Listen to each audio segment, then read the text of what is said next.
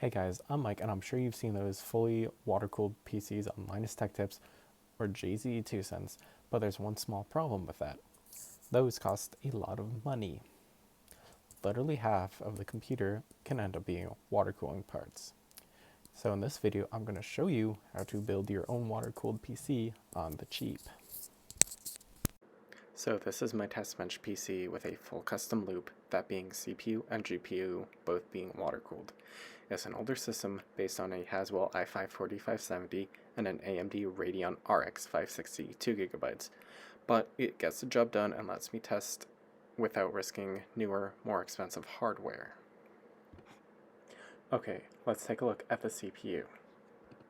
So here's the i5-4570 on an Amazon water block with two right angle adapters going into 9mm outer diameter barb fittings. Those are connected to some food grade silicon tube I found on Amazon for cheap. Next, we can take a look at the GPU. On the GPU, we have the same tubing going through the same barbs through the same right angles into an Amazon GPU block. This directly cools the GPU core. Since this is such a low-powered GPU, it is not necessary to cool the memory, as it was not cooled with the stock cooler it came with. Now for the heart of the loop, the pump. This is an aquarium pump I found as a 2-pack for $15, so drop a like and hit subscribe if you want me to cool my other system. Since this loop has both aluminum in the radiator and copper in the blocks, I have to use a coolant mix. In this case, I'm using the clear EK cryofuel that you'll mix with distilled water.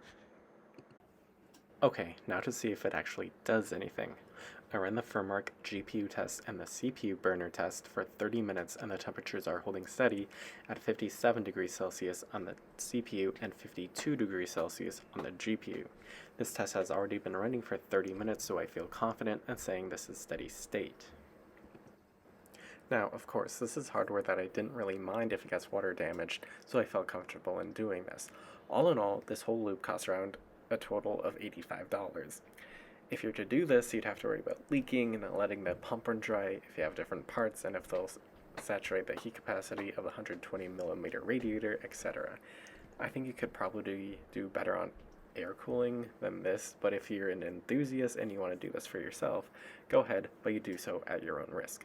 Thanks for watching, and see you next time.